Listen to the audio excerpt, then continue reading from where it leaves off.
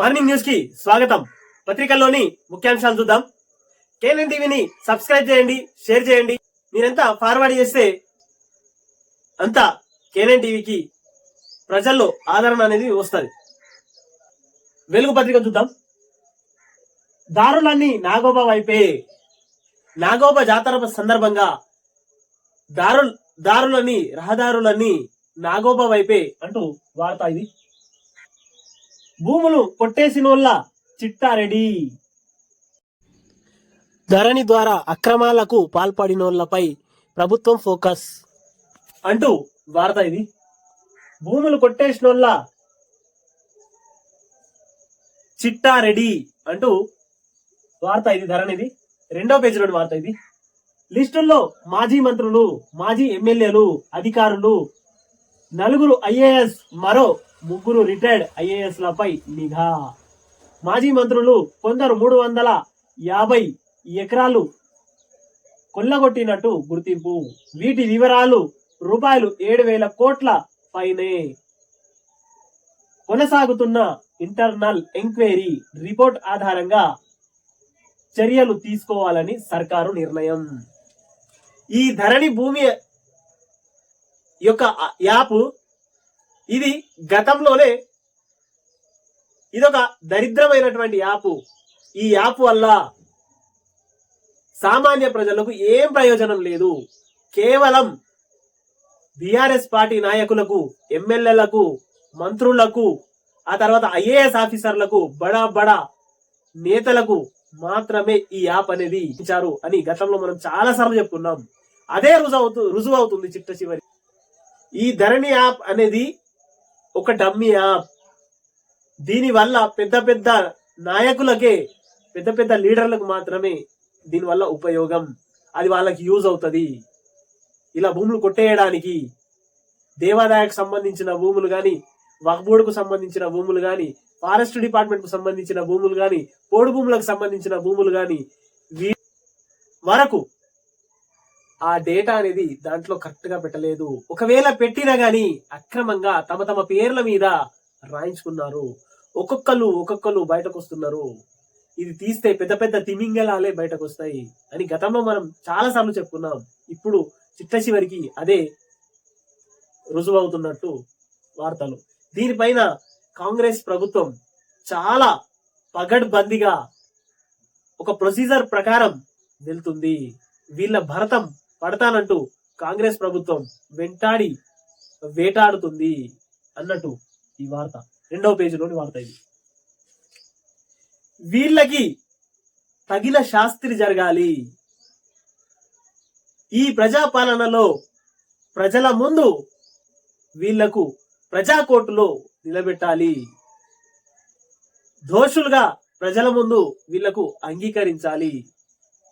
అలా చేయాలని ప్రజలు కోరుతున్నారు. ఒక్కొక్క బడాబాబు 300 ఎకరాలు, 100 ఎకరాలు, 50 ఎకరాలు, 200 ఎకరాలు, 7,000 కోట్ల వరకు ఒక్కొక్క నాయకుడు మింగినట్టు సమాచారం.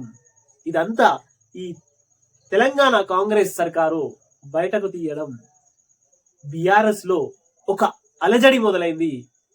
బడా నాయకుల గుండెల్లో రైళ్లు పరిగెడుతున్నాయి. బడా నేతల గుండెల్లో రైళ్లు పరిగెడుతున్నాయి. వాళ్ళకు దడా పుడుతుంది. అందుకే లేని పోని అన్ని లేపుతున్నారు వీళ్ళు. బీఆర్ఎస్ పార్టీ నాయకులు తమ అధికారాన్ని కోల్పోయాం, అధికారానితో పాటు మేము గతంలో చేసినటువంటి దుర్మార్గపు పనులు మావి ప్రజల ముందు ఈ సర్కారు పెట్టబోతుంది అంటూ ఐఏఎస్ ఆఫీసర్లను ఒక అలజడి మొదలైంది, భయం అనేది మొదలైంది అని ప్రజలు చెప్పుకుంటున్నారు. తెలంగాణ ప్రజలు కేసీఆర్ నీళ్ల డ్రామాను అసెంబ్లీలో కడిగేద్దాం. నీటి వాటాలు తేలేదాకా ప్రాజెక్టులను అప్పగించేది లేదు. కేసీఆర్ నీళ్ల డ్రామాలను అసెంబ్లీలో కడిగేద్దాం. నీటి వాటాలు తేల్చేదాకా మనము ప్రాజెక్టులకు అప్పగించే అవసరమే లేదు. నీటి వాటా ముందు తెలవాలి. అప్పగించేందుకు ఓకే చెప్పిందే కేసీఆర్. ఏపీ నీళ్ల దోపిడికి వంత పాడిండు. అప్పుడు తప్పులు చేసి ఇప్పుడు దుష్ప్రచారం చేస్తున్నాడు. గతంలోనే జగన్ ని గుసుండబెట్టి అంత చేసి ఉన్నదంతా అప్పచెప్పిండు. ఇప్పుడు గాయగత్తర చేసేది మళ్ళా ఆ కాకనే. అప్పుడు అప్పచెప్పిండు, ఇప్పుడు కొట్లాడుతున్నాడు.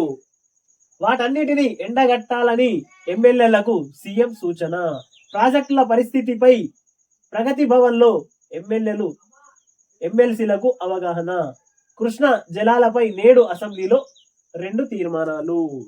కృష్ణా జలాల కోసం అసెంబ్లీలో తీర్మానాలు పెడదాం అంటూ వార్త. వాటన్నిటిని కేసీఆర్ చేసినటువంటి పనులన్నిటికీ ఎండగట్టడానికి మనం అసెంబ్లీలో కొట్లాడదాం అంటూ ప్రాజెక్టులను కేఆర్ఎంబికి అప్పగించకుండా ఒక తీర్మానం. సాగర్ పైనుంచి సిఆర్పిఎఫ్ బలగాలను తీసుకునేలా మరో తీర్మానం. కేఆర్ఎంబికి అప్పగించకుండా ఒక తీర్మానం. సాగర్ పైన ఉన్నటువంటి సిఆర్పిఎఫ్ బలగాలని వెనక్కి తీసుకోవాలని ఇంకొక నిర్ణయం. మరో తీర్మానం చేద్దాం అంటూ కృష్ణా బేసిన్ లో మళ్ళీ ఫ్రెష్ గా నీటి వాటా తేల్చేలా కేంద్రంపై పోరాటం. నేడో రేపో ఇరిగేషన్ పై అసెంబ్లీలో వైట్ పేపర్ రిలీజ్. కృష్ణా జలాలు ఏవైతే వాటా ఉందో మళ్ళీ కొత్తగా వాటా చేయాలి. ఆ తర్వాత నేడో రేపో ఇరిగేషన్ పై అసెంబ్లీలో వైట్ పేపర్ రిలీజ్ చేస్తాం అంటూ వార్త ఇది. వాస్తవాలను జనం ముందు ఉంచుదాం. ఎమ్మెల్యేలు ఎమ్మెల్సీలకు సీఎం రేవంత్ రెడ్డి దిశానిర్దేశం. కేవలం వాస్తవాలనే జనం ముందు ఉంచుదాం. ఎమ్మెల్యేలకు ఎమ్మెల్సీలకు రేవంత్ రెడ్డి దిశ నిర్దేశం చేసిర్రు అంటూ వార్త ఇది. నీటి వాటర్ల కోసం కొట్లాటే. ప్రస్తుతం కృష్ణా జలాల్లో తెలంగాణ 299 టీఎంసీలు, ఏపీకి 512 టీఎంసీలు ఇస్తారు. నీళ్ల వాటా తగ్గడానికి గత కేసీఆర్ సర్కారు తీరే కారణమని ప్రస్తుత ప్రభుత్వం మండిపడుతుంది. నీళ్లలో న్యాయ కేంద్ర ప్రభుత్వంపై పోరాటం చేసేందుకు రెడీ అయింది. 2 తెలుగు రాష్ట్రాలతో పాటు కృష్ణా బేసిన్ లోని రాష్ట్రాలన్నిటికీ మహారాష్ట్ర, కర్ణాటక సహా మరోసారి నీటి వాటా పంపిణీ కోసం ఉద్యమించాలని పార్టీ ఎమ్మెల్యేలు ఎమ్మెల్సీలకు సీఎం రేవంత్ రెడ్డి చెప్పినట్టు తెలుస్తుంది. నీటి వాటా ఏదైతే తెలంగాణకు 299 టీఎంసీలు కావాలి అంటూ వార్త. ఏపీకి 512 టీఎంసీలు అంటూ మెయిన్ వార్త ఇది. రేపు కాళేశ్వరానికి సీఎం మంత్రులు, 80 మంది ఎమ్మెల్యేలు ఎమ్మెల్సీలు కూడా. కుంగిన Medigadda barrage, Kannepalli pump house పరిశీలన, అక్కడే పవర్ పాయింట్ ప్రజెంటేషన్ అంటూ 2వ పేజీలోని వార్త. రేపు 80 మంది ఎమ్మెల్యేలు ఎమ్మెల్సీలు కలిసి కుంగిపోయినటువంటి మేడిగడ్డ ప్రాజెక్టుని సందర్శన కోసం వెళ్తారంట. అక్కడనే పవర్ పాయింట్ ప్రజెంటేషన్ కూడా ఉంటది అన్నట్టు 2వ పేజీలోని వార్త ఇది. రేపు కేసీఆర్ ఏమో నల్గొండకి వెళ్తున్నారు. ఇక్కడ తెలంగాణ ప్రభుత్వం కాంగ్రెస్ పార్టీ వాళ్ళు 80 మంది ఎమ్మెల్యేలు ఎమ్మెల్సీలు కలిసి మేడిగడ్డ మేడి పండును చూడడానికి వీళ్ళు ఇక్కడ వెళ్తున్నారు, వాళ్ళేమో అక్కడికి వెళ్తున్నారు అంటూ 2వ పేజీలోని వార్త ఇది. సీఎం రేవంత్ రెడ్డితో పాటు గొంతు మోహన్ భేటీ అంటూ వార్త ఇది. సీఎం రేవంత్ కు బొకే ఇస్తున్న బీఆర్ఎస్ నేత రామ్ మోహన్, పక్కన వేం నరేందర్, రామచంద్రు నాయక్ అంటూ 2వ పేజీలోని వార్త ఇది. త్వరలో కాంగ్రెస్ లో చేరుతామని ప్రచారం, ఎంపీ టికెట్ కోసం ప్రయత్నాలు అంటూ వార్త. నిన్న వచ్చి గొంతు రామ్మోహన్ గారు రేవంత్ రెడ్డి గారితో కలిసి త్వరలో కాంగ్రెస్ లో మేము చేరబోతున్నాం, బీఆర్ఎస్ లో కొంతకాలంగా అసంతృప్తిగా ఉన్నటువంటి గొంతు మోహన్ బీఆర్ఎస్ పార్టీ వీడి కాంగ్రెస్ లో చేరుతామన్నట్టు వార్త ఇది. 10 ఏళ్లలో నల్గొండ నిర్లక్ష్యమే నిండా అంటూ బీఆర్ఎస్ పాలనలో జిల్లాలో ఒక కొత్త ప్రాజెక్టు కట్టలే, పెండింగ్ ప్రాజెక్టులు ముంగట వల్లే, ఫ్లోరైడ్ రహిత జిల్లాగా మారుస్తామన్న హామీ అమలు కాలే. పూర్తి కాని ఎస్ఎల్బిసి బ్రాహ్మణ వెల్లంలా ప్రశ్నార్థకంగా 10 లక్షల ఎకరాల ఆయకట్టు అంటూ 4వ పేజీలోని వార్త ఇది.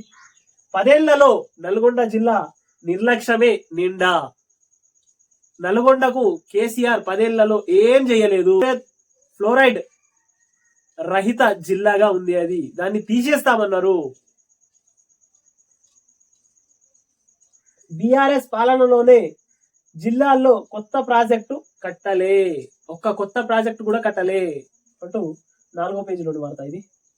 కేసీఆర్ ఫౌండేషన్ వేసిన డిండి పెండింగ్ లోనే, డిండి ప్రాజెక్టు కూడా నిండా పెండింగ్ లోనే అంటూ వార్త ఇది. కేసీఆర్ నల్గొండకు వచ్చే ముందు ముక్కు నేలకు రాసిరా. కేసీఆర్ ను నల్గొండకు వచ్చే ముందు ముక్కు నేలకు రాసిరా అంటూ కోమటిరెడ్డి వెంకటరెడ్డి అంటున్న మాట ఇది. ఒక పెండింగ్ ప్రాజెక్ట్ అన్నా పూర్తి చేసినవా నిలదీసిన మంత్రి కోమటిరెడ్డి వెంకటరెడ్డి. కుర్చీ వేసుకొని ఎస్ఎల్బిసి పూర్తి చేస్తానంటివి ఏమాయే. నల్గొండ జిల్లాకు సంబంధించినంత వరకు ఎస్ఎల్బిసి ప్రాజెక్ట్ ని కుర్చేర్చుకొని కడతానని చెప్పినావు కేసీఆర్. నువ్వు ఒకటైనా పూర్తి చేసినావా? నువ్వు నల్గొండకు వచ్చేటప్పుడు ముక్కు నేలకు రాసి రా అంటూ గట్టిగా కోమటిరెడ్డి వెంకటరెడ్డి వార్నింగ్ ఇస్తున్నట్టుగా వార్త ఇది. రోజా ఇంట్లో రొయ్యల పులుసు తిని నల్గొండను నాశనం చేసినావు. రోజా ఇంట్లో కుసుండి రొయ్యల పులుసు తిని నల్గొండని నాశనం చేసినావు అంటూ వార్త. కేఆర్ఎంబికి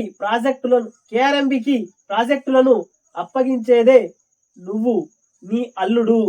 అప్పుడు ఏపీ నీళ్ల దోపిడీ రాదంతం చేస్తున్నారని ఫైర్. కేసీఆర్ పర్యటనకు వ్యతిరేకంగా నిరసనలు తెలుపుతామని ప్రకటన. అప్పుడు నువ్వు నీ అల్లుడు ఇద్దరు కలిసి ఇప్పుడు రాద్ధాంతాలు చేస్తున్నారు అని కోమటిరెడ్డి వెంకటరెడ్డి ఫైర్ అయ్యారు. రేపు నువ్వు నల్గొండకు వస్తున్నావు కదా, అక్కడి మేము కూడా నీకు నిరసన తెలుపుతున్నాం, నీకు వ్యతిరేకంగా నిరసనలు తెలుపుతాం అంటూ కోమటిరెడ్డి వెంకటరెడ్డి అంటున్న మాటలు ఇవి. 4వ పేజీలోని వార్త ఇది. ప్రజాసేవకుడిగా వచ్చా, ఓట్లు అడిగేందుకు కాదు. మధ్యప్రదేశ్ లోని జగువా సభలో మోదీ బీజేపీకి 370 సీట్లకు పైగా వస్తాయి. కాంగ్రెస్ పార్టీ గిరిజన వ్యతిరేకి, దోపిడి విభజనే కావాలి నినాదమని విమర్శ. 7,550 కోట్ల రూపాయలు విలువ చేసే అభివృద్ధి పనులను ప్రధాని శంకుస్థాపన అంటూ 9వ పేజీలోని వార్త. మొత్తం మీద బీజేపీ ప్రభుత్వం 370 సీట్లు వస్తాయంటూ కేవలం ఎలక్ట్రానిక్ మీడియాలో, సోషల్ మీడియాల ద్వారానే ప్రచారం చేస్తుంది. క్షేత్ర స్థాయిలో ప్రజల్లోకి వెళ్లి రిపోర్ట్ ని కలెక్ట్ చేయట్లేదు అంటూ కొన్ని సంస్థలు కరాఖండిగా చెప్తున్నాయి. కేవలం ప్రచార మాధ్యమాల ద్వారా మాత్రమే బీజేపీ ప్రజల్లోకి వెళ్తుంది. వాస్తవ పరిస్థితుల్లోకి వెళితే గ్రామాలలో కానీ, జిల్లాలలో కానీ, రాష్ట్రాలలో కానీ సమగ్ర రిపోర్టుని తీసుకురావట్లేదు. కేవలం ప్రచార మాధ్యమాల ద్వారా, సోషల్ మీడియా ద్వారా మేం మళ్ళీ బీజేపీ పార్టీ మళ్ళీ 3వసారి వస్తుంది అంటూ ప్రధానమంత్రి మోదీ గారు చెప్తున్న వాస్తవానికి భారతదేశంలో ఉన్నటువంటి పరిస్థితులు అవి కావు. కాంగ్రెస్ పార్టీ, ఇక్కడ బీజేపీ పార్టీ హోరీగా ఉన్నాయి. కాంగ్రెస్ ప్రతి రాష్ట్రంలోనూ పుంజుకుంటుంది. అదే సమగ్రమైనటువంటి రిపోర్టు నరేంద్ర మోదీ గారి దగ్గరికి వెళ్ళింది. ఆ రిపోర్ట్ వెళ్ళడం వెనువెంటనే తను ఏ సభలో కానీ, ఏ పెద్ద పెద్ద వేదికల పైన కానీ మళ్ళీ మాదే 3వసారి ప్రభుత్వం, మేమే గెలుస్తున్నాం, అంకెల గారడి చూయించి మాయాజాలం చేస్తున్నారు అంటూ కొన్ని పెద్ద పెద్ద సంస్థలు ఆరోపిస్తున్నటువంటి వార్తలు. 9వ పేజీలో వార్త. రోడెక్కిన పల్లి రైతులు 4వ పేజీలోని వార్త ఇది. దేశంలో బ్రెస్ట్ క్యాన్సర్ తో ఏటా 82,000 మరణాలు, రాష్ట్రంలో 3,000 మరణాలు అంటూ 5వ పేజీలోని వార్త. ఇది ఎక్కువగా మహిళల్లో వస్తుంటుంది బ్రెస్ట్ క్యాన్సర్ అనేది. ఇది ఒక పెద్ద మహమ్మారిగా మారింది ప్రస్తుతం. తెలంగాణ రాష్ట్రంలోనే 3,000కు పైగా ఒక సంవత్సరంలో మరణాలంటే మామూలు విషయం కాదు. మొత్తం దేశంలోనే 82,000 కేసు మరణాలు.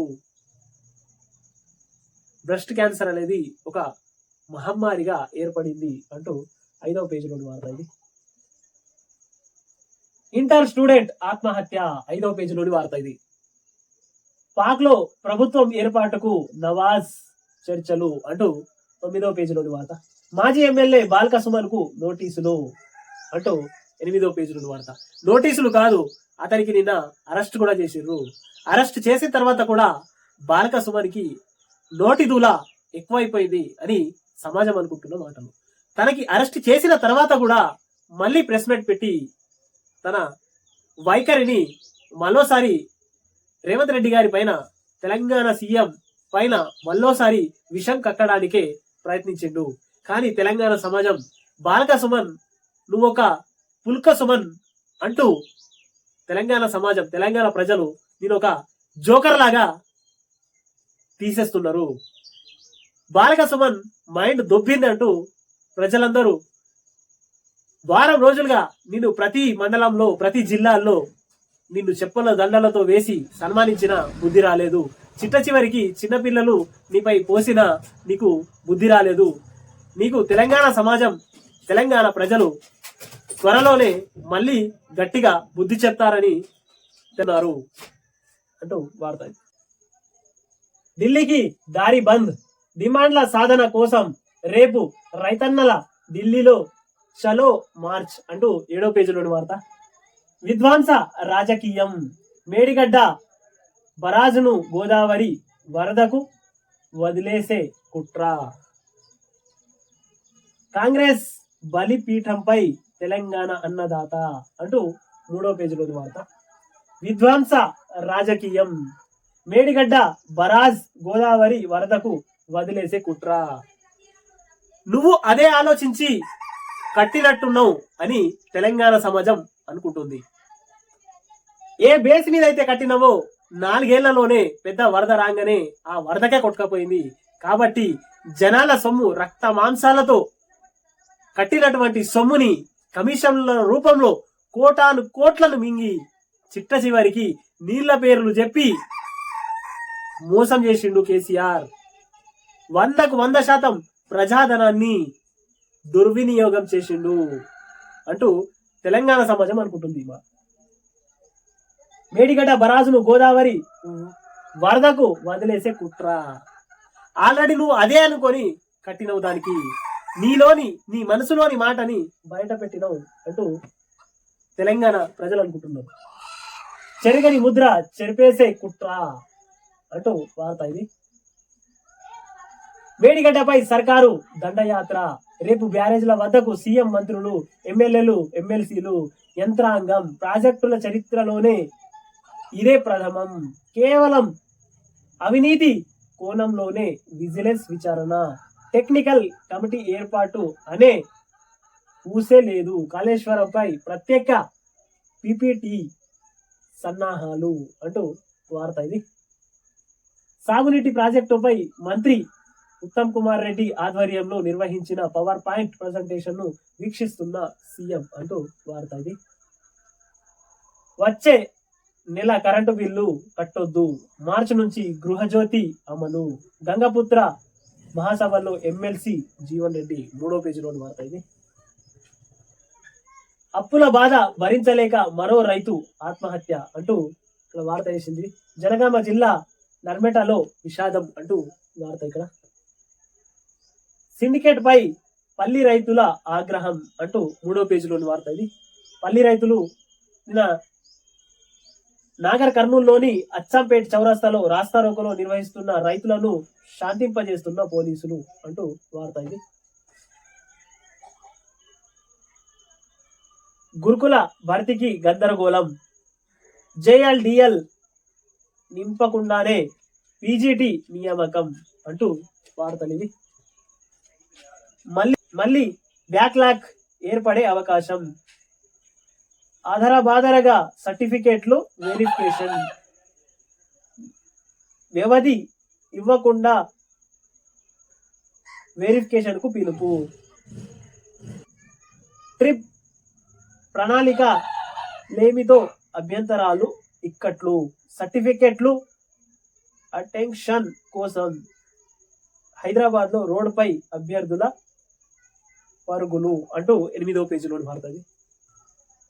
పదోన్నతులు ఇవ్వాల్సిందే అంటూ 8వ పేజీలో ఉన్నారు అంటూ వార్త. త్వరలో నియామకాలు చేపట్టాలి, బదిలీల ప్రక్రియ పూర్తి చేయాలి, 317 జీవో సమస్యను పరిష్కరించాలి, ప్రభుత్వ ఉద్యోగుల గురుకులాల ఉద్యోగ ఉపాధ్యాయ జేఏసీ డిమాండ్, 13న చలో ప్రజాభవన్ కు పిలుపు అంటూ 8వ పేజీలో వార్త ఇది. కోమటిరెడ్డి దురుసు భాష, మళ్ళీ అనుచిత వ్యాఖ్యలు, ప్రజలు చీదరిస్తున్నారు అదే వైఖరి, ప్రాంతీయ భాషల్లో సిఏపిఎఫ్ పరీక్ష అంటూ 8వ పేజీలో వార్త ఇది. తొలిసారిగా 13 భాషల్లో కానిస్టేబుల్ ఎగ్జామ్స్ ఈ నెల 20 నుంచి మార్చి 7 వరకు నిర్వహణ, ఫలించిన బీఆర్ఎస్ కేసీఆర్ కేటీఆర్ పోరాటం 40 లక్షల మంది అభ్యర్థులకు ప్రయోజనం అంటూ 8వ పేజీలో వార్త. గ్రూప్ 1 కు లైన్ క్లియర్ అంటూ 2వ పేజీలో వార్త ఇది. 3 కోట్ల పరిహారం అంటూ 10వ పేజీలోని వార్త ఇది. నేడు జేఈఈ మెయిన్ 1 ఫలితాలు అంటూ 8వ పేజీలోని వార్త ఇది. కేఎన్ఎన్ టీవీని సబ్స్క్రైబ్ చేయండి, షేర్ చేయండి, కామెంట్లు పెట్టండి. దయచేసి కామెంట్లు మీరు ఎలా పెట్టినా పర్వాలేదు మాకే. ఒకవేళ మీరు ఎటువంటి కామెంట్లు పెట్టినా అది మీ యొక్క విఘ్నతకే వదిలేస్తుంది. కేఎన్ఎన్ టీవీ తెలుగు మీ కాసిం.